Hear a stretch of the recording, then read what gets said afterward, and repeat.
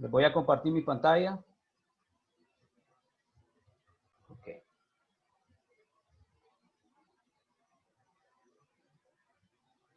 Solo me confirman si pueden ver mi pantalla, porque así sé que estoy haciendo una reacción. Listo, gracias, Luis. Ok, ¿por qué tocar este tema? ¿Por qué tocar este tema? Este tema es muy algo al mismo tiempo desafiante, al mismo tiempo puede ser conflictivo.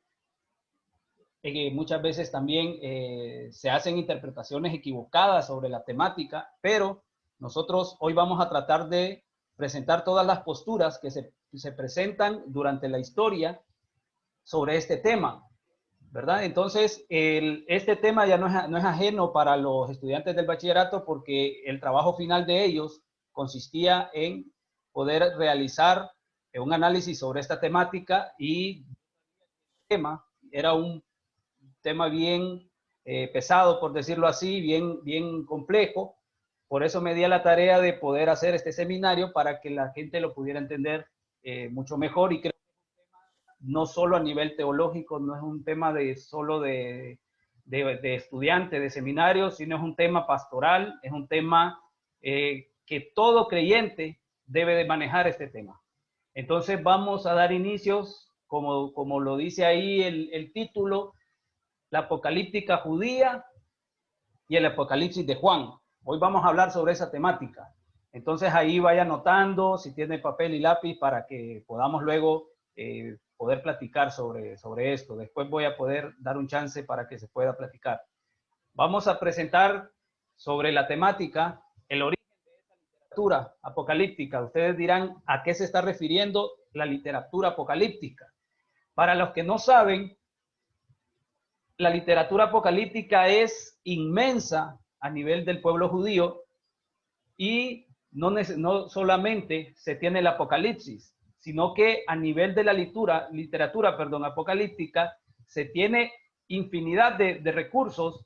Y para este seminario yo solo escogí alrededor de como 5 o 6 que son uno de los más trascendentales del pueblo judío, ¿verdad? Entonces vamos a estar viendo, por ejemplo, un libro que se llama La Ascensión de Isaías, que es un libro muy trascendental para la escritura del Nuevo Testamento, y también para la referencia de lo que es la literatura apocalíptica, ¿verdad? Para esto necesitamos nosotros primero ver cuál es el origen de esta literatura. Ustedes, este periodo, alguna gente lo cataloga que fue entre el 150 antes de Cristo y llega también hasta el 100 después de Cristo, donde se dio esta literatura. Ahí podemos mencionar literaturas como el Apocalipsis de Abraham, el Apocalipsis hasta de Adán, se menciona este tipo de literatura. Pero nosotros, para efecto, vamos a seleccionar lo que les dije, ya se los voy a presentar más adelante. Entonces, algunos estudiosos ponen este periodo entre el 150 antes de Cristo y el 100 después de Cristo. Aquí quiero llamar la atención en algo. En el año 150 antes de Cristo se está, por decirlo así, en el periodo del silencio, donde se cataloga que no se dio ningún escrito inspirado. ¿Y eso a qué se debe? ¿A qué se debe? Porque en ese tiempo se cataloga que todo escrito que fue desarrollado después del periodo de babilónico, los judíos no lo tomaban como inspirado. Pero nosotros podemos ver diferentes libros que no fueron canonizados por ellos, y hay algo bien curioso que llama la atención y les voy a mencionar. Tradicionalmente se nos ha enseñado que el libro de Daniel fue escrito en el tiempo de Babilonia. ¿Por qué? Porque como fue inspirado, como fue tomado en cuenta en el canon judío, hay algo bien curioso que yo les quiero decir. El libro de Daniel para los judíos no es profético. Para el canon judío cristiano, como para nosotros, ese libro es profético. Para los judíos, lo tienen en su canon, pero no lo tienen como profético, lo tienen como histórico. Miren la diferencia, cómo se va dando, ¿verdad? Entonces, ¿por qué ponen en el tiempo de Babilonia al libro de Daniel? Uno, porque esa es la historia que narra y diferentes historias. Pero hay estudios que presentan que el libro de Daniel fue escrito alrededor del año 150 y 125 antes de Cristo. ¿Por qué? Porque narra historias que hacen referencia específicamente a una persona que se conoce como Antíoco Epifanes. Entonces, por eso es que él se cataloga que el libro de Daniel es el precursor de esta apocalíptica judía. Él es el que pone la plataforma para saber cómo fue que se desarrolló después las diferentes temáticas. Hay algo, lo segundo, el contexto sociopolítico que se estaba dando en ese tiempo sobre el pueblo de Israel, sobre el pueblo judío, era de sometimiento al imperio persa, luego fue el griego, luego el romano. Aquí es bien importante que nosotros comprendamos que en el imperio griego, hubieron diferentes divisiones. Y hay un general de Alejandro Magno que se llamaba Seleuco, que ese es el que nos interesa a nosotros. ¿Por qué? Porque ese era el que regía el pueblo de Israel. Y a ese es el que mata a Antíoco Epifanes para poder desarrollar todos las diferentes barbaries que cometió ese rey. Entonces, cuando el imperio griego, después de la muerte de Alejandro Magno, se divide en 4, pero nosotros vamos a estar hablando mencionándolo ahorita, sobre este general que se llamaba Seleuco, que fue el que se quedó, por decir así, o dando órdenes ejerciendo sobre el pueblo de Israel. Aquí se da la revuelta, en el año 150 más o menos, se da la revuelta de los macabeos, que ellos se independizaron de este gobierno. Pero luego, bajo el que desarrolló este gobierno, fue Matatías, que esto ustedes lo pueden encontrar en el libro de Macabeos. Esa historia la pueden estudiar en el libro de Macabeos. Esto les duró hasta el año 64 antes de Cristo, porque ahí es donde empieza casi ya el Imperio Romano a ejercer control sobre el pueblo de Israel. O sea que miren cómo se fue dando el tiempo. ¿Por qué? ¿Cuál fue el contexto de estos libros? ¿Cuál fue el contexto periodo intertestamentario? Tengan en mente esto, que fue sometimiento a los imperios. Entonces, esto llevó al pueblo judío a preguntarse, y miren qué importante doctrina se narra en este tiempo. Antes de eso no se narraba nada sobre el tercer punto que tengo ahí en la pantalla, sobre el concepto de la resurrección. Miren cómo todo lo teológico se va dando para que cuando Jesús venga, estos temas ya estén en la mente de las personas. Por eso es que nace la apocalíptica judía. Empiezan a decir, todos aquellos que murieron queriendo defender esta nación, ¿qué les va a pasar? Y ahí es donde se desarrolla la teología de la resurrección, la doctrina de la resurrección. Miren qué importante doctrina se da en este tiempo. Imagínense que hay muchas cosas que a Jesús no le creyeron, y si Jesús hubiera traído directamente esta doctrina de la resurrección, hubiera sido más difícil que la comprendieran. Por eso es que años antes, por ejemplo, casi 200 años, por decir así, cuando Jesús empieza a ejercer su ministerio, ya la doctrina de la resurrección ya estaba establecida en la mente y en los corazones de los judíos. ¿Todo por qué se da esto? Por esta literatura, por la apocalíptica judía. Y ahí es donde se va desarrollando el concepto teológico que necesitaba el pueblo judío para que Jesucristo, el Mesías, llegara. Y también ellos desarrollaron este concepto del Mesías, basado en la profecía del profeta Natán que le da a David.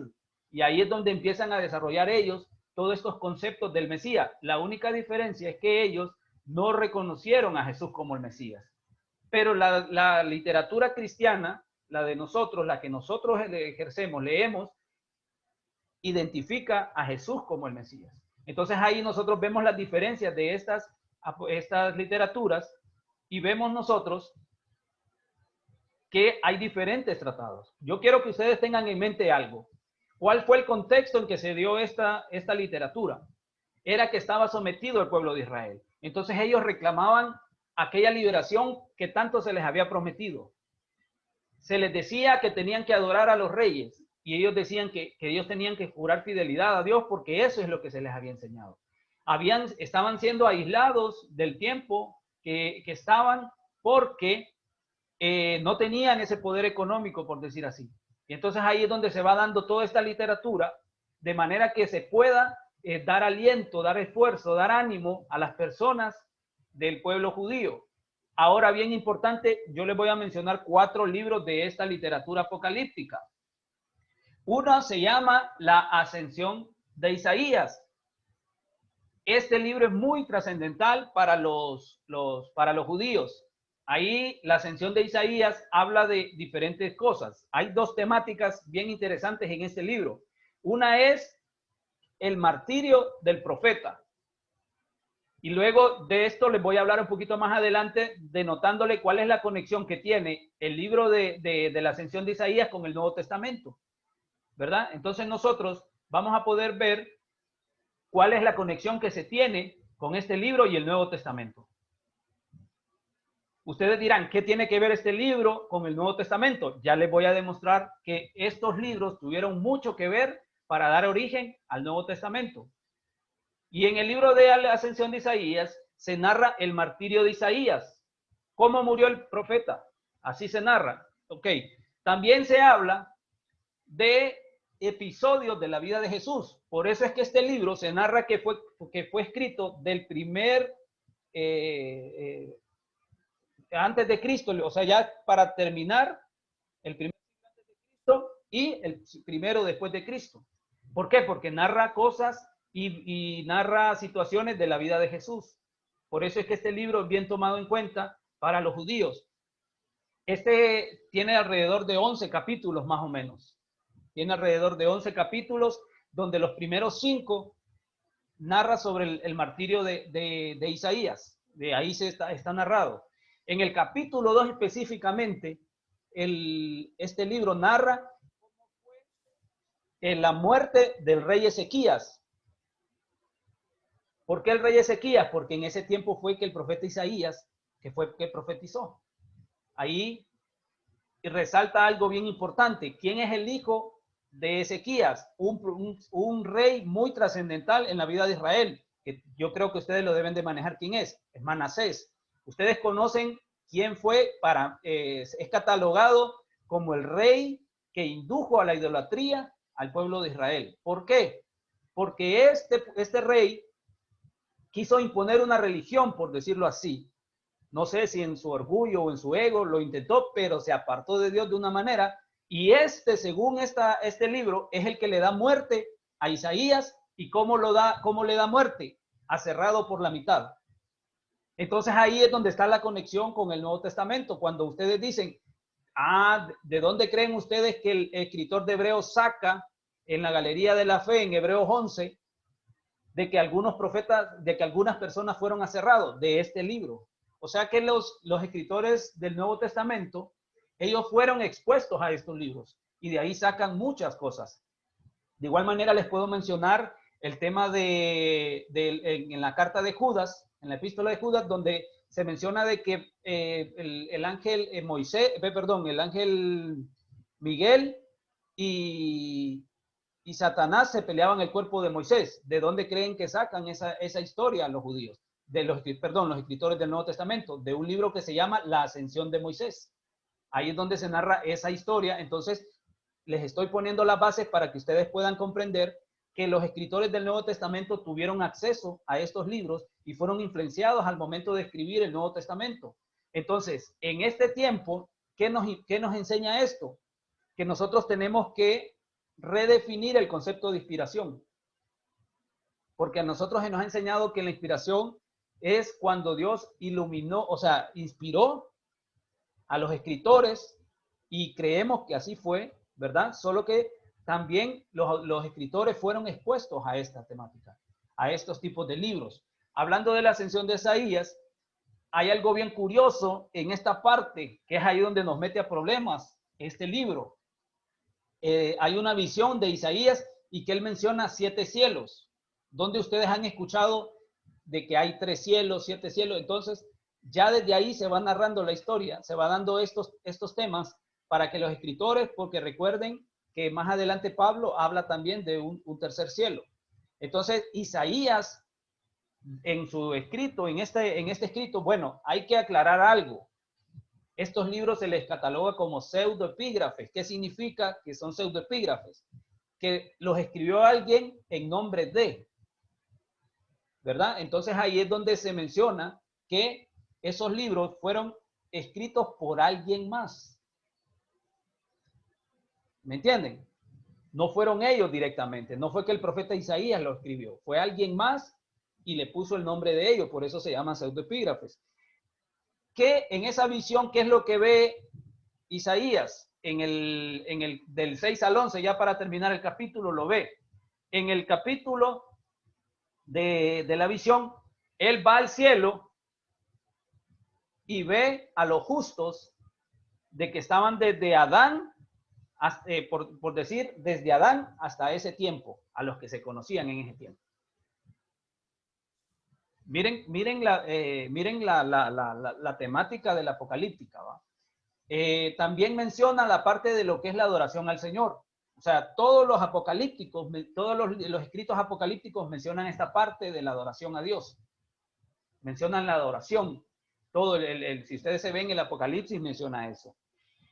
En el capítulo 10 y 11, en el libro de Ascensión de Isaías, menciona la parte de que Jesús descendió del séptimo cielo para poder venir a salvar. Y en el capítulo 11 menciona el nacimiento de Jesús. Por eso es que dicen que este libro fue escrito un siglo antes de Cristo y un siglo después. O sea, que está entre esas dos fechas. Miren qué importante es este libro. Ahora, el segundo libro les voy a hablar sobre el testamento de Moisés. Este testamento de Moisés, obvio que no lo tuvo que haber escrito Moisés, sino que recuerden, estos libros son escritos por alguien más y les agregaron este otro nombre. ¿Por qué les agregan otro nombre? Hay dos posturas con respecto a estos libros. Hay uno que dice que esa postura de que le agregaron otro nombre, uno es por darle más valor o por el valor del nombre que tenía, y de esa manera la gente lo podía creer más. Y la segunda es que como estaban en persecución, ellos no podían poner el nombre de las personas, de sí mismos. Es decir, yo no podía escribir un libro y poner el Evangelio de Obed, por decir así, porque me podían identificar y como había tiempo de persecución, era el primero que me iban a matar. Entonces, esas dos posturas son las que hay, las dos son válidas. Si se fijan cuál de las dos hay que escoger, las dos son válidas. Esas cosas no son tan trascendentales, solo son dos posturas que se presentan para poder entender lo que es esta apocalíptica judía. El testamento de Moisés, ¿qué es? Es una exhortación, por decir así, de despedida de Moisés hacia Josué. Este libro se escribe alrededor del año 168 al 160 o al 165, perdón, antes de Cristo. Y también se data de que este fue escrito antes de la destrucción del templo.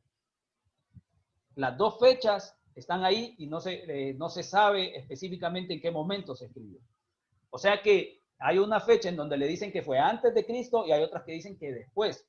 Es bien difícil saber en qué momento se fue escrito cada uno de estos escritos porque hay diferentes situaciones.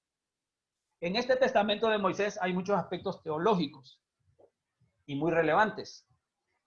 En el testamento de Moisés se presenta a Dios como el creador de todo.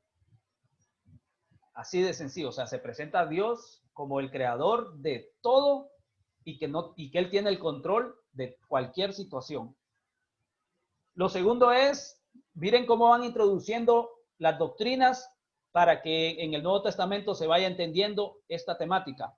La segunda es que los pecadores serán castigados y los justos serán recompensados. Si ustedes se fijan en toda la Biblia, en toda la Biblia está esa temática que se presenta. que el justo va a ser recompensado y que el pecador va a ser castigado. Entonces, en estos libros se va introduciendo esa temática para que se pueda comprender más adelante, ya cuando se desarrolle lo que es la iglesia, esta temática. ¿Cuál es el argumento central del libro? Del Testamento de Moisés. La liberación final del pueblo de Dios en sus tribulaciones. Volvemos a lo mismo, miren. Todos los libros, si se fijan el martirio de Isaías, yo tengo mi perspectiva de ese libro. Me imagino que presentaron a Isaías siendo aserrado, o sea, para mí es una muerte de lo más trágico, pero ¿cuál lleva el objetivo de eso? Que aún le quitaran la vida a los escogidos de esa manera, el que permanezca fiel va a ser recompensado. En el testamento de Moisés está hablando de la liberación, como diciendo a aquel pueblo que tengan paciencia, ya va a venir esa liberación, ya va a venir su Mesías. Entonces aquí vemos que la literatura apocalíptica lleva esos patrones que ya se los voy a enseñar un poquito más adelante. Vamos ahora con el de los 12 patriarcas, ya vamos por el tercer punto. Este de 12 patriarcas habla de que va dando las palabras parecidas a las de Génesis 49. Si ustedes pueden leer más después ese capítulo, usted se va a dar cuenta que hay por decir así, hay un apartado para cada de los 12 patriarcas, por decir así, que van dando como esas profecías. ¿Cuándo se escribe más o menos? Este se escribe en el 250 antes de Cristo, alrededor de esa fecha.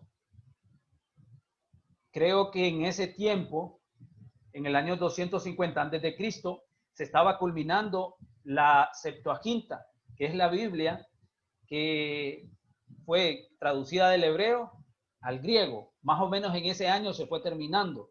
Para un dato curioso, para que se pueda, para que lo puedan entender, en esta fecha se fue terminando lo que fue la Septuaginta. Y para los que no sabían, se conoce que los apóstoles y todos los escritores tuvieron acceso a esta Septuaginta.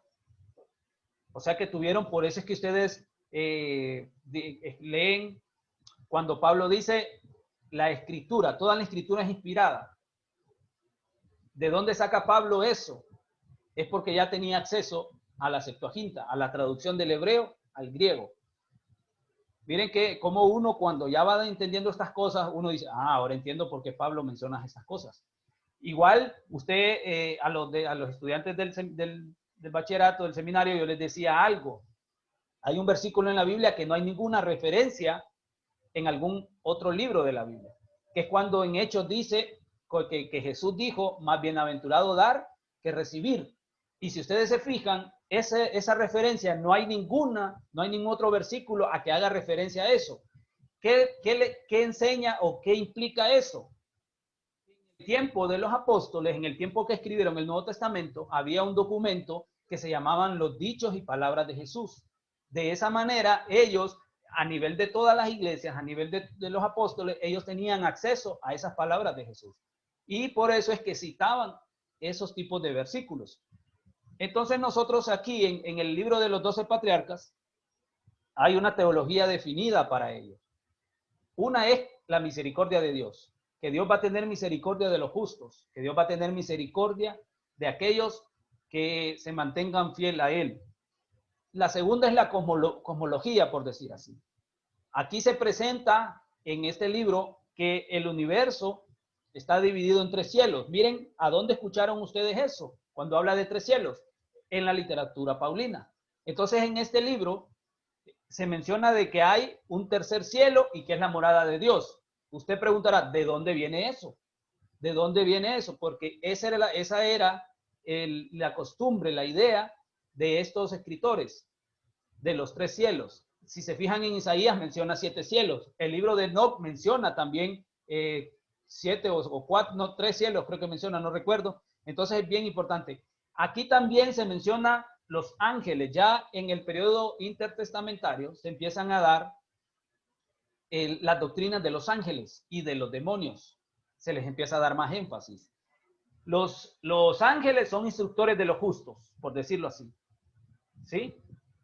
Y son instrumentos de castigo también. O sea que los ángeles ejecutan las órdenes de Dios. Por eso entonces se preguntaban algunos, por qué a uno les va bien, por qué a otro les va mal, por qué algunas cosas así, otras cosas no. Entonces se hacía entender que los ángeles ejecutaban la guía hacia los justos y la ira de Dios hacia los malos. Esa es la doctrina que se va desarrollando. En este 12 patriarcas, miren cómo van conectando estos libros a la escatología del Nuevo Testamento. En este 12 patriarcas, ¿quién creen ustedes que es la figura relevante del libro? El patriarca Judá. ¿Y de dónde desciende David? ¿Y de dónde desciende Jesús? De esa tribu. Entonces aquí ven ustedes que todo va introduciendo para que se vaya dando el conocimiento y que para cuando Jesús entrara en escena no hubiera un vacío teológico, sino que desde el momento que Jesús entra, ya la gente conocía sobre la resurrección, ya la gente conocía sobre ángeles, sobre demonios y todas esas cosas que fueron dándose en el momento que Jesús estaba desarrollando su ministerio. Vamos al cuarto libro, el libro de los jubileos. Se le conoce a este libro como el pequeño Génesis. ¿Por qué? Porque vuelve a entrar a la escena Moisés. Según este libro, según la tradición de este libro, es que este libro fue dado a Moisés en los 40 días en el monte de Sinaí. Miren cómo los judíos se agarraban de cosas históricas para darle fuerza a los escritos, para que la gente dijera, esto es auténtico, esto es inspirado, esto es canonizado. Vemos nosotros cómo se agarraron de momentos históricos trascendentales de su pueblo para poder enfatizar estos escritos. Por ejemplo, les puedo describir sobre esto, Jubileos en el capítulo 1, se le describe, Dios le describe a Moisés supuestamente la restauración final de su pueblo. Volvemos al mismo tema, miren. Recuerden que el contexto de estos libros es, estaban oprimidos, estaban desalentados, estaban diciendo, nosotros somos el pueblo de Dios, ¿qué nos está pasando? Entonces vuelven esos escritos y en el primer capítulo se habla sobre la restauración de su pueblo. En el capítulo 2 al 50 ya se habla de que un ángel le revela a Moisés y le relata todo lo que va a acontecer en la humanidad, todo lo que le va a acontecer a su pueblo. Entonces aquí vemos nosotros ya los escritores van dando pasos escatológicos sobre la temática de la restauración de la humanidad.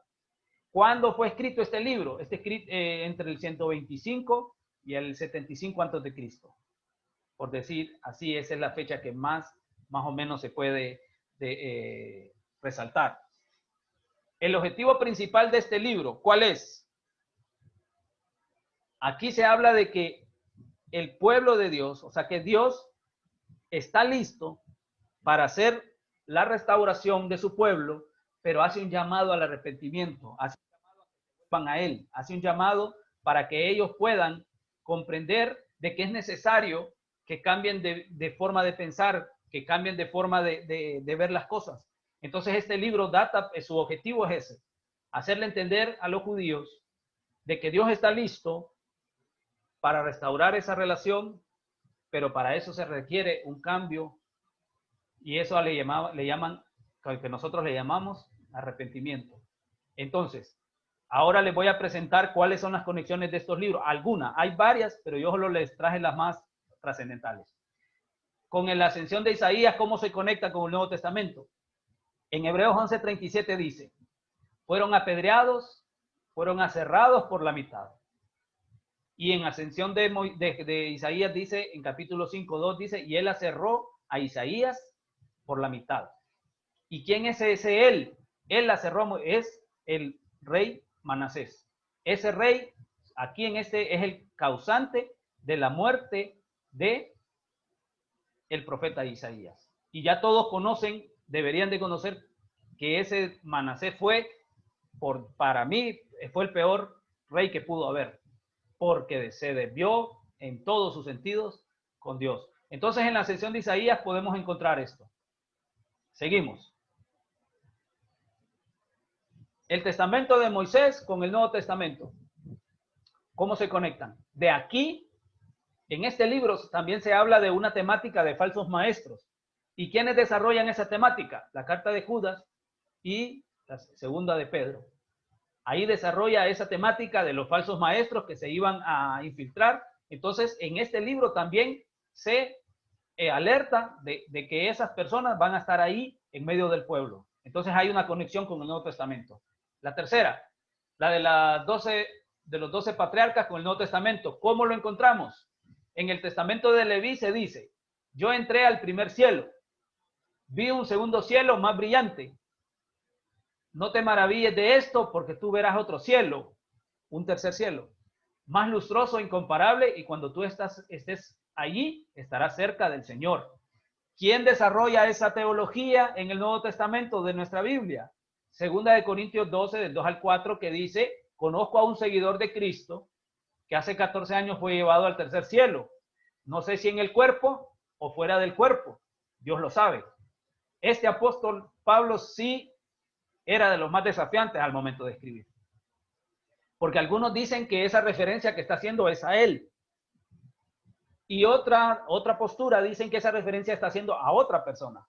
Pero la más acertada es que da a entender el contexto que se lee ese pasaje, es que está hablando de él.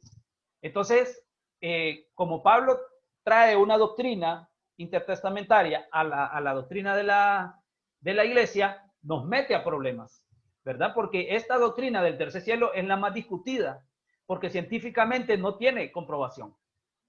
Y ese fue el problema del siglo XX, ¿sabían ustedes? Esta fue una de las doctrinas que más fue discutida, en donde le acusaban a los cristianos de ignorantes. ¿Por qué? Porque nosotros seguíamos pensando sobre esto de los tercer cielos y la ciencia ya había avanzado de que nos demostraba de que el cielo no era así.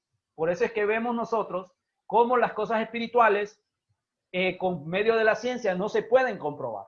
Eso no indica que estas cosas no sean ciertas, ni tampoco les estoy diciendo yo de que no hay que creer de esa manera. No, hay cosas espirituales que la ciencia nunca las va a entender y ni las va a comprender y no las va a poder explicar. De la misma manera, nosotros podemos ver esto, que Pablo, aquí queda comprobado que Pablo fue expuesto a toda esta literatura. ¿Y cómo no? Si él fue fariseo de fariseos, dice. ¿Y qué creen que estudiaban ellos? Estudiaban todo esto, estudiaban la Torá, estudiaban todo lo que nosotros le conocemos Antiguo Testamento, pero ellos estudiaban todo. Entonces Pablo, siendo experto en todas estas cosas, él desarrolla esta doctrina. Seguimos.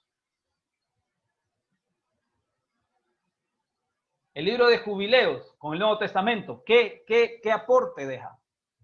En el libro de Jubileos se habla de la misión de los ángeles y los demonios. ¿Se acuerdan que yo les decía?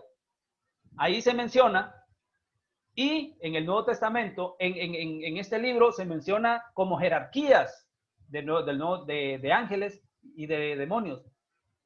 Si se fijan, hay un énfasis más en la demonología, en la nueva, por decir así. Y aquí vemos nosotros que en la Biblia que nosotros tenemos, Pablo desarrolla una doctrina de todas esas cosas, de los ángeles, principados, potestades y todo eso.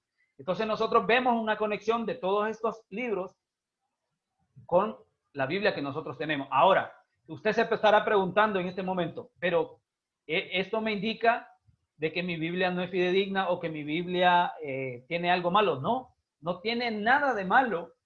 Más bien usted se está dando cuenta de algo para que usted pueda comprender cómo se dio el origen de la Biblia y que usted pueda cambiar el concepto de inspiración, porque si nosotros somos cristianos, somos estudiantes de seminario, somos personas que predican la palabra, por lo menos deberíamos de comprender cómo nuestra Biblia llegó a nuestras manos.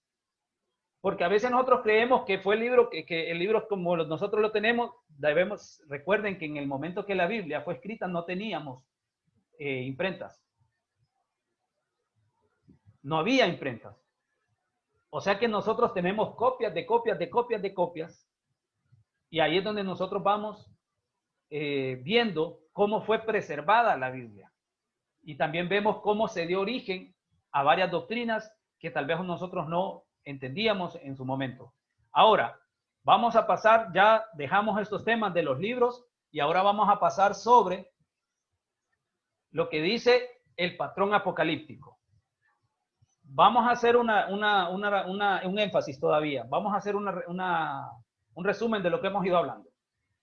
¿Cómo se da la literatura apocalíptica? Por medio de un problema sociopolítico, cultural, económico, todo lo que estaba viviendo el pueblo. Estaba siendo oprimido. Y es por eso que se da estos escritos. Y ahí es donde nosotros vemos por qué resurgen o por qué surgen estos libros. Ahora, hay un patrón apocalíptico en todos estos libros. ¿Cuál es ese patrón? Hay un lenguaje simbólico. Si ustedes se fijan que habla de cuernos, que habla de visiones, que habla de esto, que habla de ángeles, habla de bestias, habla de animales, entonces todas esas son un lenguaje simbólico para nosotros, que en los judíos lo podían entender mucho más fácil porque es diferente a la cultura de nosotros. El judío leía eso y él podía entenderlo. En el caso de nosotros nos dejó un gran problema con la interpretación del Apocalipsis que se ha prestado como para buenas cosas y hasta como para muchas herejías. Tanto que hoy en día conozco cristianos que dicen que no han leído el Apocalipsis porque les da miedo. Y ya les voy a enseñar que el objetivo de ese libro no es infundir miedo, sino que ese libro es para que se pueda leer durante diferentes etapas en que nosotros podamos vivir. Lenguaje simbólico. En la literatura apocalíptica siempre va a haber un lenguaje simbólico. Siempre va a haber presencia de ángeles. Si ustedes se fijan en el libro de Daniel, hay presencia de ángeles. Habla de Miguel, habla de Gabriel. En el Apocalipsis habla también de varios ángeles, un ángel que le dio el mensaje a Juan. Siempre va a haber una persecución. Miren, ¿por qué? Porque hay que dar ánimo al pueblo. Hay que darle fuerzas al pueblo. Siempre va a haber una persecución, pero siempre presentan la aparición de un Mesías, de un Salvador. Y ahí fue donde no comprendió el pueblo judío cuando vino Jesús, porque ellos esperaban un Mesías que los liberara de esa opresión política, mas no sabían que los iba a liberar de otras cosas más trascendentales que podían existir. Por eso fue que no entendieron el papel de Jesús ellos. Benditos nosotros que hemos entendido que cuál fue el papel de Jesús y nosotros por eso es que estamos aquí estudiando. Siempre en la literatura apocalíptica hay un juicio y hay una destrucción de los malos. En pocas palabras está diciendo que el que sea bueno, el que sea justo, va a ser recompensado. Y el Apocalipsis lo denota, esta apocalíptica también. Y la última este es el patrón, la redención final de los santos del Altísimo. En la literatura apocalíptica se habla de eso. Se le menciona a Jesús, al Mesías, hijo de hombre, algunos de ahí es donde sacan esta terminología. Ezequiel lo menciona también. Se le habla el Altísimo a Dios, hablando directamente de Dios Padre, se le menciona como el Altísimo. Aquí nosotros vemos cómo este es el patrón apocalíptico que nosotros podemos entender de la literatura apocalíptica judía. Oigan bien, ahora viene el precursor de esta literatura que se cataloga como Daniel. Esto es un repaso para los estudiantes del bachillerato porque lo vimos en una clase, en la clase del Nuevo Testamento. ¿Cuál es el patrón apocalíptico de Daniel? En la simbología. Daniel ve animales, ve cuernos. Esa es la simbología que Daniel usa. En el libro de Daniel usted ve ángeles, ahí en el caso de Miguel y de Gabriel.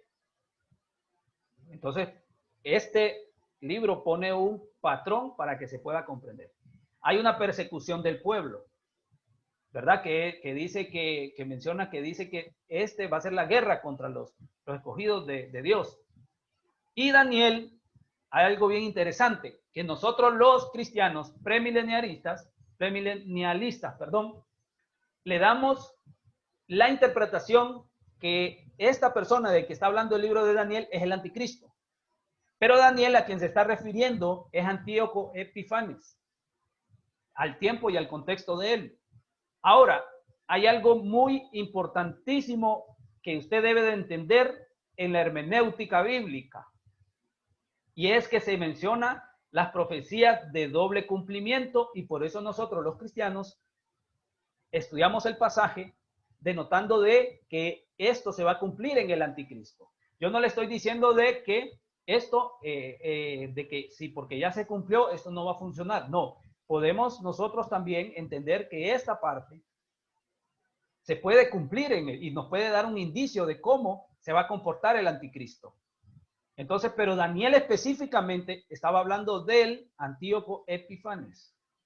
Entonces, persigue al pueblo, se menciona la sesión de corte celestial, o sea, se menciona el gobierno de Dios desde la perspectiva del cielo, desde la perspectiva celestial, y esto lo podemos ver también en el Apocalipsis, lo podemos ver a discreción. Habla del anciano de días, ¿verdad? Habla ahí, por decir así, de quién es el que manda. Y todo con ahí se le habla de esta manera del anciano de días. Se habla de rollos, del rollo que se abre. ¿Esto qué implica? Es la orden que se ejecuta para que puedan ver lo que va a suceder. Y aquí luego viene el del patrón apocalíptico de Daniel, la destrucción de las fieras y los cuernos. En pocas palabras, se denota que quien tiene el gobierno, quien tiene el control de todo, es Dios. Entonces, al final, estas personas o estos personajes van a ser destruidos. Luego viene la salvación de los santos. Miren que todo corresponde a un patrón, a darle ánimo al pueblo, a decirle a que permanezcamos fieles en lo que estamos haciendo, y de esa manera nosotros podemos tener la esperanza de que un día vamos a ser redimidos. Y luego aparece el Hijo del Hombre. Ahí es donde está el término, miren, Hijo de Hombre, que se manejaba en el periodo intertestamentario y con los profetas también. Este es el patrón apocalíptico de Daniel. Ahora les voy a presentar el patrón apocalíptico de Mateo. Vamos un poquito rápido porque el tiempo nos va avanzando. Solo para que ustedes, la idea es que ustedes se despierte estas temas para que usted los pueda investigar más, porque si entramos a detalle, nos puede llevar toda una vida a estar estudiando esto. El patrón apocalíptico basado en Mateo 24, palabras de Jesús. Jesús pone primeramente el engaño y la mentira, que van a intentar ser engañados, que van a tratar de engañar a los escogidos. Luego viene la persecución, dijo Jesús, pero Jesús le agrega un componente que nos interesa a nosotros, la predicación del evangelio. Ningún otro patrón apocalíptico menciona esto, más que yo creo que el Apocalipsis, pero esto le menciona Jesús, que es lo que es la predicación. Luego entra la abominación desoladora, que ahí menciona al profeta Daniel y le dice, recuerden lo que sucedió. Bueno, va a volver a pasar. Aquí es donde nosotros, por ejemplo, podemos denotar, recordar de esta abominación que Daniel estaba hablando de Antíoco Epifanes. Jesús posiblemente estaba hablando de ¿qué es? La profanación del templo en el año 70, o también pudo estar hablando de Calígula, que era en ese tiempo estaba ejerciendo el poder. Entonces ahí se podría ver, se podrían interpretar dos cosas. Pero los premilenialistas, la Iglesia de Dios, hace referencia al anticristo. Si ustedes se fijan, la mayoría de que usted enseña, o que hemos enseñado, aquí cuando estamos hablando de la abominación desoladora, nos referimos al anticristo. Solo les dejo esas posturas para que ustedes comprendan cómo se da todo esto. Luego el Mesías, aparecen ángeles que dicen que va a llamar a sus escogidos de los 4 vientos, de los 4 puntos cardinales, y el juicio contra los malvados, en donde dice que los va a castigar duramente y pondrá su parte con los hipócritas, dice Mateo, y ahí será el lloro y crujir de dientes. Quiere decir que está una redención y que hay un tiempo para todo. Ok, me gustaría hacer una pausa hasta aquí por el momento para que luego entremos al Apocalipsis de Juan. Voy a habilitar los micrófonos por si alguien quiere hacer algún comentario. Ya pueden activar su micrófono. Levante su mano nada más. Si hay alguien que quisiera hacer algún comentario sobre lo que hemos visto hasta el momento.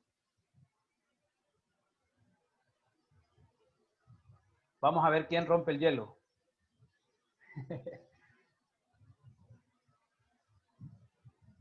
Si no pueden activar su micrófono, avísenme.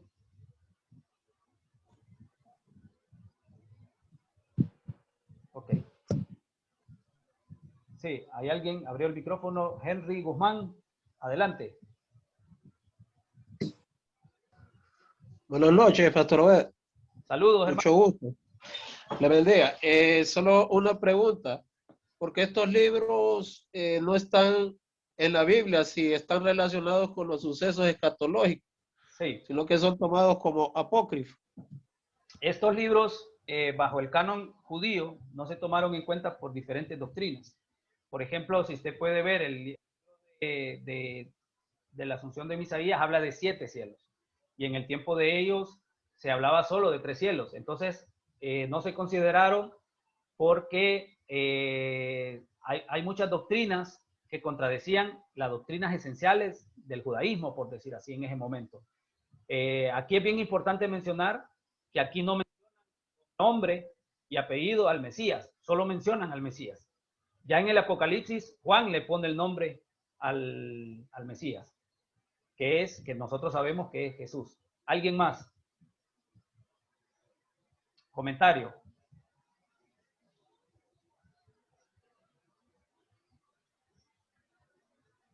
Hermana Doris, active su micrófono.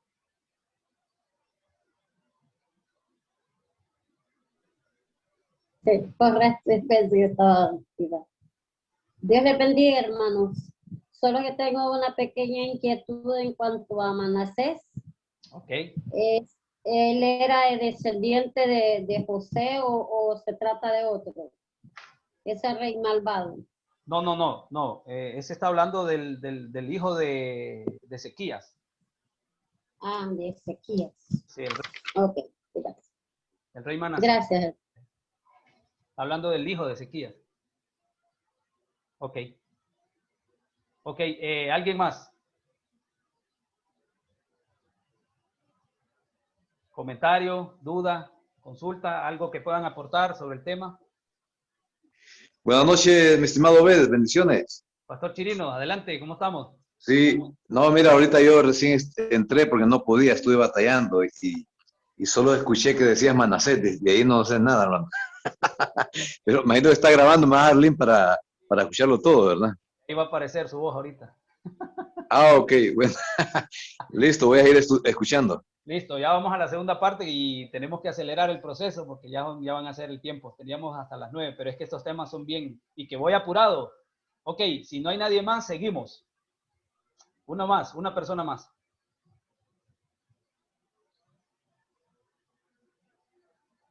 Listo, si no hay nadie, entonces seguimos. Ahorita voy a activar el micrófono. Vamos a dar paso a lo que es el Apocalipsis de Juan. Aquí viene lo bonito, por decir así, de que lo que ustedes querían escuchar.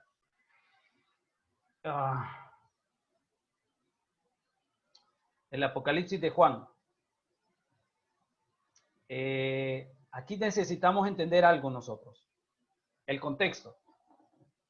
Hay algo que ustedes deben de comprender y es que Juan escribió a un grupo de creyentes en Asia. Hoy en día es Turquía. Y miren que él se refiere a personas que no poseían un nivel educativo muy alto. Oigan bien hacia quién iba dirigido el Apocalipsis y qué problema nos mete a nosotros.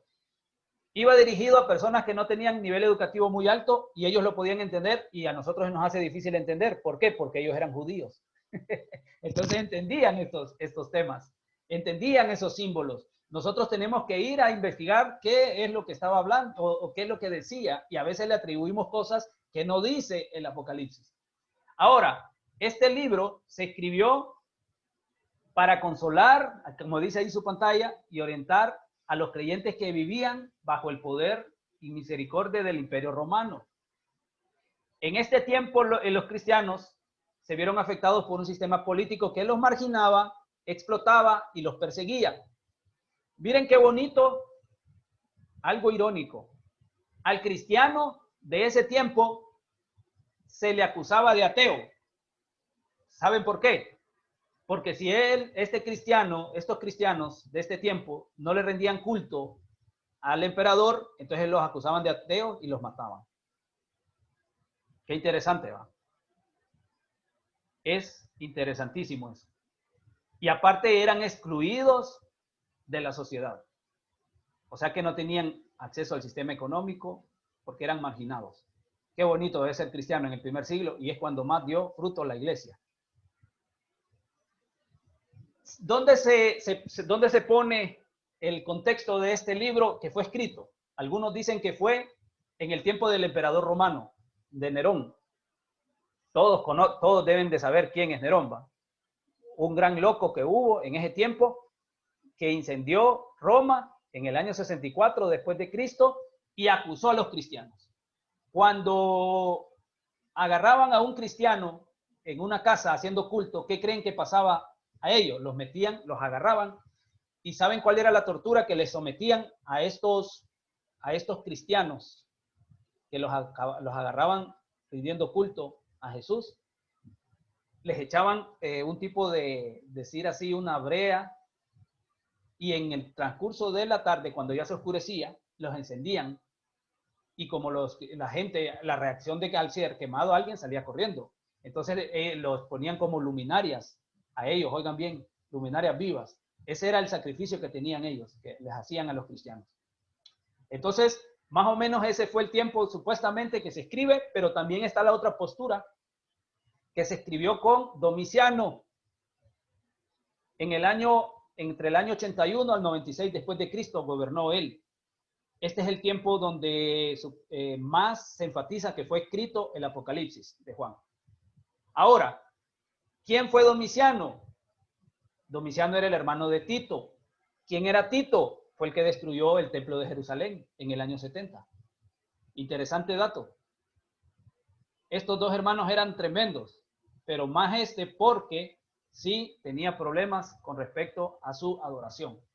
Entonces ahí nosotros vemos que el cristiano, la apocalíptica judía era una persecución. Ya vimos que Daniel escribe bajo el concepto de Antíoco Epifanes. Ya vimos, yo los invito a que investiguen qué fue lo que hizo Antíoco Epifanes y ustedes van a horrorizar qué fue lo que hizo ese varón. Y Juan escribe este Apocalipsis bajo el imperio de Domiciano. Tiene más peso en este tiempo que en el tiempo de Nerón, porque en el tiempo de Domiciano fue cuando Juan estuvo en su pleno ministerio. Entonces, el culto al emperador era un desafío directamente a la fe de los cristianos. Lo otro que hay que comprender del contexto es que el escritor del Apocalipsis hace uso de las visiones de Daniel y de Ezequiel. Usted lee el libro de Daniel y usted lee el libro de Ezequiel y usted puede ver cosas similares o iguales a la de este libro. O sea que el escritor del Apocalipsis toma parte de los libros apocalíptica judía porque fue influenciado por eso, pero también toma de los escritos del Antiguo Testamento que son canonizados en la Biblia que nosotros tenemos, que es el libro de Daniel y de Ezequiel. Quiero que comprendan esto respecto al contexto. A Domiciano, al emperador, se le tenía que decir de esta manera: nuestro Señor y Dios Domiciano. Esto era un atentado en contra de los cristianos. Este era un atentado en contra de los cristianos. Y a Nerón, él se refería a sí mismo como el Señor de toda la tierra. ¿Les parece un desafío al cristianismo esto? Entonces hay que entender muy bien todas estas cosas. ¿Qué opciones tenían los cristianos en el tiempo que se escribió todo esto? 1, apostatar de la fe. Habían algunos en donde apostataban de la fe, decían, negaban a Cristo delante del emperador, y luego de eso surge un problema. en la iglesia, acerca de los apóstatas, qué papel tenían en la iglesia, si eran tomados en cuenta nuevamente o eran rechazados. Esto fue un problema en el primer siglo acerca de la iglesia. La segunda era mentir y simular que adoraban al emperador. De esto se refiere Juan en el Apocalipsis 2:18 y le llama mentirosos. O sea que Juan los invitaba a que no mintieran y que no simulaban a simular que adoraban al emperador, porque al final estos terminaban yéndose del lado del imperio. La tercera decía que era luchar, pero ante el imperio romano luchar no era la mejor alternativa, y de esta manera Juan no habla acerca de esto en el Apocalipsis. La cuarta era cambiar la ley y eliminar la ideología de la adoración imperial. Pero no podían hacer eso, porque los creyentes representaban un sector social oprimido y marginado, sin poder político y económico. En pocas palabras, esta no era una alternativa. La quinta era tolerancia y diplomacia. Es decir, toleremos, podemos unirnos, podemos unir los conceptos básicos de la fe con nosotros, con el imperio. En pocas palabras, se estaba mezclando el Estado con la fe. Pero a esto caemos a un relativismo y no era la mejor alternativa. Y la última alternativa que tenía el cristiano era morir. En pocas palabras, ser fiel hasta la muerte. Y esa es la invitación que el Apocalipsis hace. ¿Cuál es la invitación que el Apocalipsis hace? Es esta. El Apocalipsis es un llamamiento a las armas. Miren qué bonita esa frase. En este tiempo cualquiera se revoluciona. Pero bien que las armas son solo la paciencia y la lealtad a las convicciones.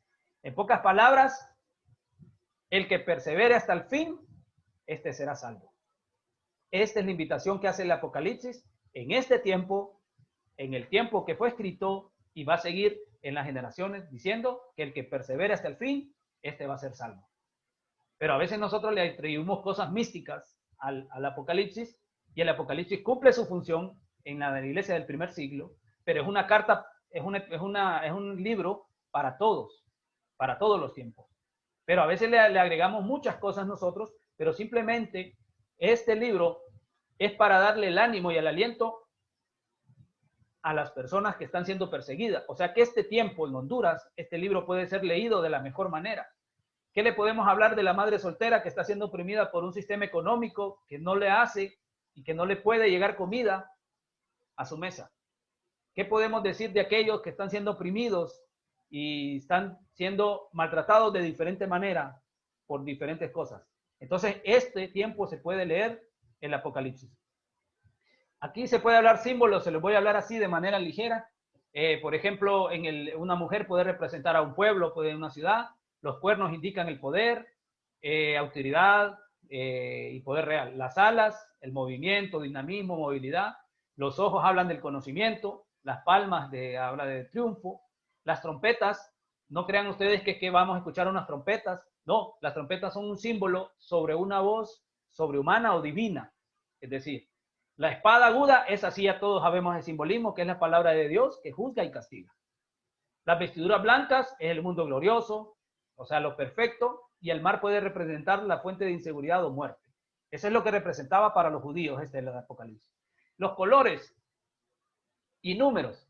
El blanco simboliza el gozo del triunfo, la pureza, el triunfo de Jesús. El púrpura y escarlata, lujo y magnificencia. Por eso es que habla de púrpura y escarlata, ¿sí? En el Apocalipsis. Entonces está hablando de lujo y magnificencia. El amarillo se refiere a la descomposición. El negro, ya se sabe, a la muerte. El número 7 significa la totalidad, la plenitud y la perfección. El 12, que son 23 veces que se usa, alude a las tribus de Israel o a los discípulos de Cristo. Y el 4 representa lo creado o lo universal. Entonces, el Apocalipsis, el objetivo teológico y pastoral no es amedrentar o intimidar, desorientar ni confundir a los creyentes. Simple y sencillamente es poder entender los tiempos, poder entender lo que pasó en aquel tiempo, lo que puede pasar en este tiempo, y de esta manera no es de que como algunos cristianos que yo he escuchado que dicen que les da miedo leer el Apocalipsis, y hay gente que nunca lo ha leído. Entonces yo le invito que a usted lo enseñe desde otra perspectiva. Vamos a hablar de la historia de la interpretación. Hay 4 tipos de historias interpretadas en este tiempo. La historia de la interpretación es, 1, la idealista. Vamos a ver cuál de estas 4 son las más acertadas.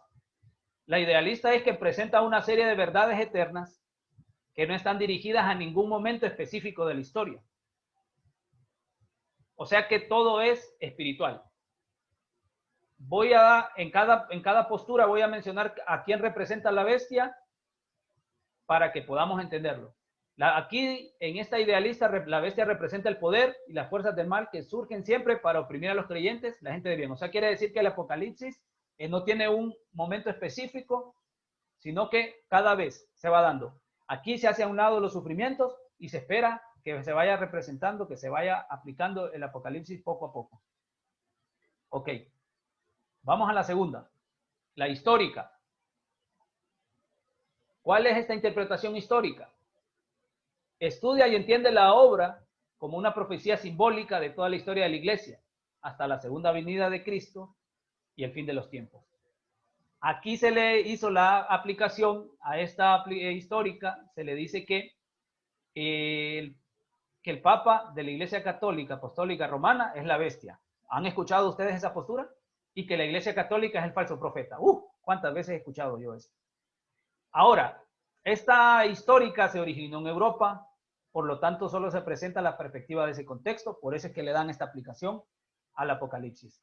Vamos a la tercera, la futurista, o dispensacionalista, le dicen ellos a esta. Este método interpreta el libro como profecía de hechos futuros, descritos de forma simbólica, es decir, que las 7 iglesias no son comunidades reales de Asia, sino que representan 7 periodos de historia. Esta también yo la he escuchado y en muchas veces se ha aplicado aquí. La bestia del capítulo 13 es un poder político que aún no ha llegado. Quiere decir que falta, que no se ha cumplido. Pero yo les puedo decir que el Apocalipsis, lo que se habló del Apocalipsis ya se cumplió. O sea, el Apocalipsis ya cumplió su objetivo, pero también es una carta que puede ser leída en todo este tiempo. En la dispensacionalista, no sé si han leído ustedes la Biblia de Scofield, creo que él es un estadounidense. Él es el precursor de esta, lastimosamente, él hizo interpretaciones bíblicas sin tener los estudios. Y veo yo que mucha gente toma bien estas interpretaciones de él y a veces es bien complicado porque él, él era un predicador que se destinó a poder hacer este tipo de interpretaciones, pero no tenía conocimientos. Entonces él interpretó de esta manera el Apocalipsis. Ahora viene la preterista. El libro del Apocalipsis revela las esperanzas de los primeros cristianos de Asia. Miren que aquí ya vamos hablando de cosas más exactas. Quienes a causa de una persecución del Imperio Romano esperaban una intervención espectacular de Dios. Aquí ya entendemos un poquito, de manera que la gente estaba desalentada por la crisis política y social, espiritual, y vemos que en la apocalíptica judía se va dando esto, entonces nosotros podemos comprender aquí de cómo va cumpliendo su función. Ahora, la bestia del capítulo 13 es el Imperio Romano, según esta interpretación. Y el falso profeta representa a los sacerdotes que promovían la adoración del emperador romano. Habían sacerdotes en ese tiempo, ¿sabían ustedes? Que decían que adoraran al emperador romano. Entonces, esta es la más acertada con respecto a la interpretación del Apocalipsis. Si quieren investigar un poquito más, esta es la que les puede dar la línea, porque si se fijan, es lo que yo les he venido hablando durante este curso, este seminario, perdón. ¿Cuál es la diferencia entre el Apocalipsis de Juan y la apocalíptica judía? Ya casi terminamos. Solo les pido un poquito más de su tiempo. Ya terminamos. ¿Cuál es la diferencia entre el Apocalipsis de Juan? Una, que el Apocalipsis de Juan reconoce quién es el Mesías. La apocalíptica judía solo menciona el Hijo del Hombre, el Mesías. Aquí se habla con apellido y nombre, Jesucristo. La segunda es que no hay pasividad ética. ¿A qué se refiere esto? En la apocalíptica judía decían que lo que la gente necesitaba aliento, esperanza. En el caso del Apocalipsis demanda fidelidad. El que persevere hasta el fin, este será salvo. En aquel tiempo solo decía, no, solo que necesiten, solo animémoslos, solo motivémoslos. Aquí no, aquí se demanda una fidelidad a Jesús, a Cristo el Señor. No a Domiciano, no al otro, no, aquí sí. No hay pesimismo en el presente. En la apocalíptica judía se presenta una esperanza futura y no hay una presencia de Dios en el presente. En el caso del Apocalipsis, en todo el Apocalipsis está Dios, haciéndose parte de la historia. La penúltima. Conexión del Apocalipsis con el libro de Enoc. Miren qué interesante. ¿Sabían que ustedes una de las fuentes más que ha tenido el Apocalipsis es esta? El Apocalipsis, el libro de Enoc. Yo les invito a que lo puedan leer y dice, escóndete en Enoc 10:2, escóndete y revélale el fin de lo que va a venir, porque la tierra y todo será destruido. En Apocalipsis 21:1 dice, vi un cielo nuevo, porque el primer cielo y la primera tierra pasaron. Este libro tiene mucha conexión, porque es uno de los más influyentes de la apocalíptica judía, el libro de Enoc, que el autor del Apocalipsis tuvo que ser expuesto a este tipo de libros. Vamos a la siguiente. Ya llegamos a las conclusiones. ¿Qué podemos concluir de esto? Concluimos lo siguiente. El libro de Daniel es el que logra establecer el paradigma de la apocalíptica judía. Daniel es el precursor. El segundo es que los escritos, tanto con la apocalíptica judía y el Apocalipsis de Juan, no se dieron en un vacío teológico, político o social. Hubo una razón. Hubo una sola razón. Hubo una razón. ¿Verdad? Entonces, ¿cuál es esa razón? Era que estaban siendo oprimidos, estaban haciendo todo eso. El autor del Apocalipsis hizo uso de fuentes del Antiguo Testamento y del libro pseudepígrafe. ¿Tiene algo de malo? Y yo le voy a preguntar y le voy a decir, ¿tiene algo de malo que hayan usado, que hayan sido influenciados por este tipo de libros? No tiene nada de decir que se ponga en duda la palabra de Dios. No tiene nada de malo, porque era una cultura de ellos.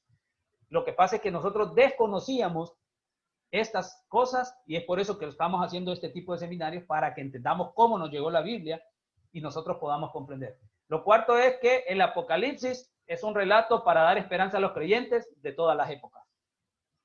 Y no quiero terminar como la literatura apocalíptica de manera pesimista, sino que quiero terminar con esto. El que da testimonio de estas cosas dice, ciertamente vengo en breve. Amén. Sí, ven Señor Jesús, ven pronto. Eso lo dice Apocalipsis 22:20 y menciona Señor Jesús, el Mesías reconocido, que la apocalíptica judía no lo reconoce y lo está esperando todavía el pueblo judío. Pero tenemos la bendición nosotros de haberlo reconocido. Ok.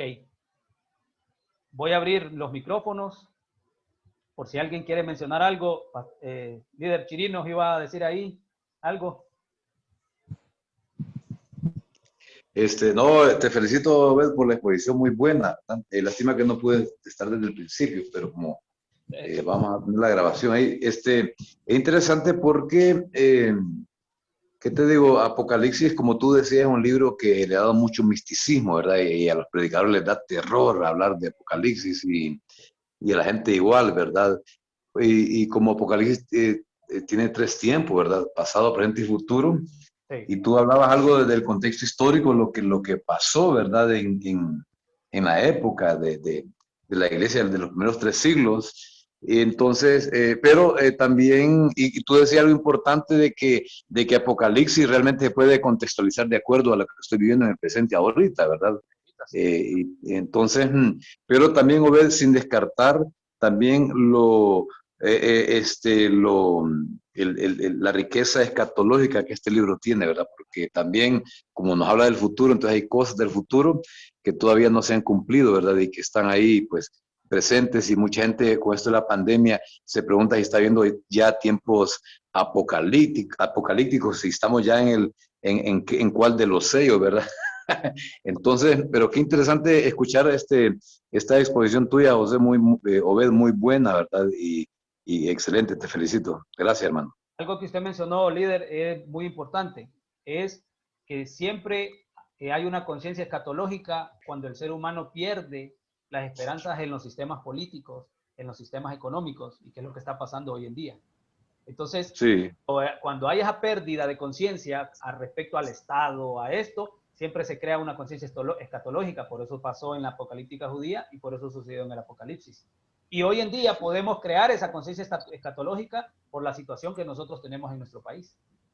sí. Obed, perdón, tú mencionabas ahí, no recuerdo ahorita quién mencionabas, que creo que el escritor de Juan decía que se auxilió de este libro de Enoch, ¿verdad?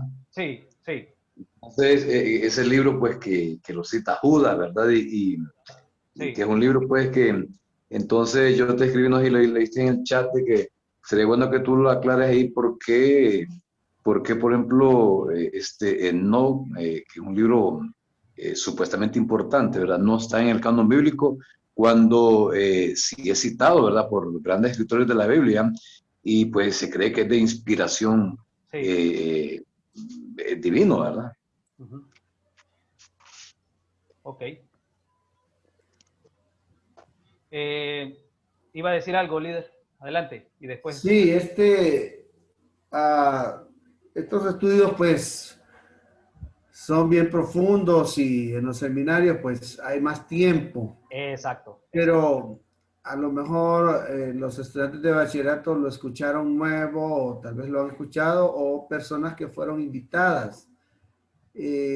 Tú mencionaste varios libros, varios escritos que no son parte del canon bíblico, ¿verdad? Como los primeros, los jubileos, los primeros que hablaste, lo mismo con el libro de Enoch. Sí. ¿Cuál debe ser la actitud nuestra hoy que escuchamos esta ponencia? ¿Cuál debe ser la actitud? Porque alguien, si no tiene la madurez, puede llegar allá a la iglesia y decir, hey, hay otros libros. Entonces debemos de tener cuidado. ¿Qué nos aconsejas tú? Ok. Muy buena pregunta y muy buena, muy buena. En ese caso, si no fueron considerados como inspirados, no debemos de tomarlos de la manera de que vamos a ir a predicar del libro de Enoch. Como estudiante podemos auxiliarnos nosotros para entender la temática, pero no es que voy a poner en duda el canon que nosotros tenemos. Yo mencioné de que algunos escritores fueron expuestos a esto. No, si ellos lo citan, por ejemplo, en el caso de Judas, en el caso de Juan, toma unas ideas, automáticamente se vuelve inspirado esa parte, pero el que el libro no haya sido tomado en el canon que nosotros tenemos, no quiere decir que nosotros lo vamos a agregar, sino simplemente como podemos auxiliarnos para poder comprender la temática como les estuve hablando de esto. Hermano Ben, yo entiendo que esto como es una historia, Sí. es algo que nosotros, es una fuente de información para nosotros, para no ir a hablar locuras en el contexto, por decirlo así, ¿verdad? Porque a veces hemos predicado cosas que sinceramente hemos quizás cometido muchos errores por desconocer la historia. Es mi punto de vista, no sé, estaré equivocada. Ok. Líder, si responde. Adelante. Buenas noches. Buenas noches. Buenas noches, hermano. Adelante, buenas noches. Bendiciones. Es un hermoso tema. Me tocó dar un seminario sobre Apocalipsis en el mes de octubre. Duró más o menos unas 12 semanas. El teólogo. Excelente. Y me tocó, no, todo no. Teólogo, no, teólogo del CETEO. No, qué barbaridad, estoy todavía en pañales, ¿verdad? Algo interesante que surge como a que era una conferencia para diversas congregaciones, había que ser lo más neutral posible, lo cual es difícil, hermano, siendo usted iglesia de Dios, pero yo tuve que cuidarme mucho. Es más, de hecho, la rectora me dio una notita, cuidadito. La premilenialista. Se quedó el hermano, se le quedó el audio. Sí, líder, importante lo que usted menciona. La postura suya, y fue difícil, ¿no? Pero lo que yo quería ver, si quiere ahí por lo menos te convendría en una clase un poquito más adelantada, meternos en ese tema. ¿Me está escuchando? Ahora sí, le apagué el video para que pudiera hablar porque se le estaba entrecortando. Oh, que creo que no estoy con mi señal. Bueno, ok, le decía, que podamos ir un poco, caminar sobre este tema, quizás faltaría unas 2 clases más para hacerlo, enfocándolo, para llegar a una última clase, que sería una 4ª clase, donde se tocaría la postura de la Iglesia de Dios, dispensacionalista, en función de las otras 3 escuelas, dentro de las otras 2 escuelas, para quedar bien entendidos, porque no es un dispensacionalismo, sino más. No es el extremo, no es el ultra, sino que habría que estudiarlo, caminar donde estamos ahorita, hasta llegar a la postura de la Iglesia de Dios. Es muy interesante, porque ahorita se quedó en el aire cuando usted explica, esto es lo que les estaba hablando a ustedes, dice, ¿verdad? Pero alguien que no entiende bien dentro de la postura futurista, que hay diversas escuelas, podría quedar como, ojalá que haya quedado con hambre. Yo imagino que su sentido era darle hambre. Yo, pues si quedó con hambre, es perfecto. Pero no lo dejemos ahí, ¿verdad? Yo creo que usted lo manejó muy bien. Yo le quiero felicitar porque lo ha manejado bien para un tema que hay que correr. Exacto. Formidable, hermano. Yo le doy 10 con lo que usted hizo. Es formidable. Pero que podamos ir como entrando más cerca en los otros temas para hasta quedar sentados donde la Iglesia de Dios cree, para poder como estar preparados en el sentido de tanta cuestión que ahorita surge, tanta postura, y algunas de ellas pentecostales, algunas de ellas que tienen que ver con nuestra propia teología, que se han ido sesgando tremendamente. Entonces valdría la pena avanzar con esto, digo yo, 2 o 3 clases más ahí de este nivel, para que podamos ir hasta sentarnos donde la Iglesia de Dios cree, ¿verdad? Y la podamos tener bien desmenuzada y bien entendida para poder usarla, porque hay muchísima gente preguntando, y algo tremendo, hermano Obed, se está generando escatología modernista, que eso está bárbaro. Exacto. Porque son como este sentido de teología al azar, lo que va saliendo, lo que se le va ocurriendo al teólogo. Entonces valdría la pena ir como metiéndonos más, pero caminando hacia la postura doctrinal de la Iglesia de Dios, es lo que me parece a mí. Gracias, hermano. Muy valiosa su aportación. Y sí, déjeme decirle que la idea era que se creara ese deseo, porque y hablé las cosas generales. No entré tanto a detalle y no sé si estaba al inicio que yo les dije que no iba a entrar tanto a detalle, solo era para que se ampliara el panorama, pero como usted dice, y yo estoy enterado también, que sí, hay muchas cosas dentro de cada una de las posturas interpretativas del Apocalipsis.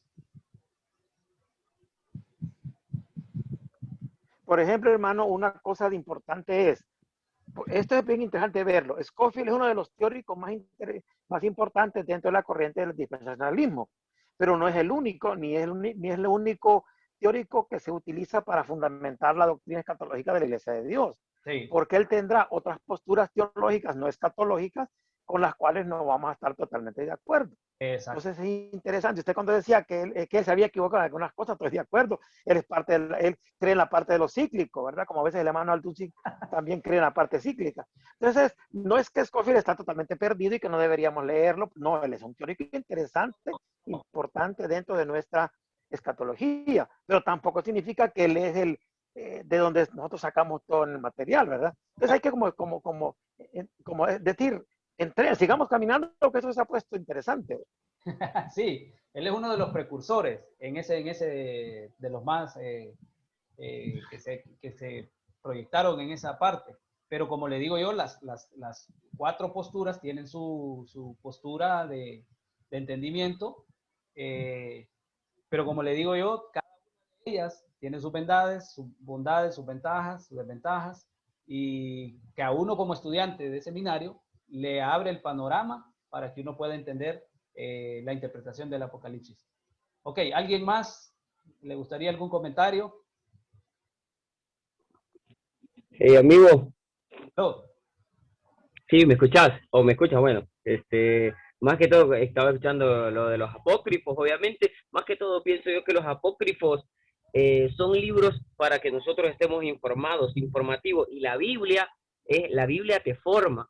La Biblia, ¿verdad? Te cambia lo que es la palabra de Dios, ¿verdad? Si nosotros ponemos del lado izquierdo todos los denominados libros sagrados, que pueden existir, Confucio, Buda, Mormón, todos, y del lado derecho ponemos la Biblia, obviamente la Biblia va a tener más peso, porque la Biblia, la palabra de Dios, es infalible, ¿verdad? La palabra de Dios, porque contiene todas las pruebas que nosotros podemos necesitar, y cuando nosotros vamos a entrar a tipos de estudios así, ¿verdad? Porque a veces uno dice, este viene con otro tipo de pensamiento, aquel tiene otra línea, ¿verdad? Entonces, Sí. ¿qué es lo que está diciendo? Postmilanista, premilanista, ¿verdad? Entonces, debe de ser como el pescado, ¿viste? Que cuando vos te comes un pescado, las espinas obviamente no te las comes, pero sí la carne. Entonces, y por eso la misma Biblia dice, ¿verdad? Que nosotros examinemos todo, pero como con una exégesis, con algo bien profundo. Digamos, si a alguno le quedó una duda, bueno, indagar, investigar, como coincidiendo con el hermano, ¿verdad? Quedamos con hambre, vamos a ir a investigar, ¿verdad? Siempre conforme, apegado a las escrituras, tratando de ver todos los contextos, ¿verdad? Que analiza, pues, pero solo para eso, los libros apócrifos son más que todo informativos, ¿verdad? Y la Biblia es un libro formativo, que obviamente no, porque es el único libro que nos dice de dónde venimos, qué estamos haciendo y hacia dónde vamos, ¿verdad? Entonces, nada más eso. Y con respecto cuando hablabas de lo del Mesías, que los judíos obviamente no creen en él, ¿verdad?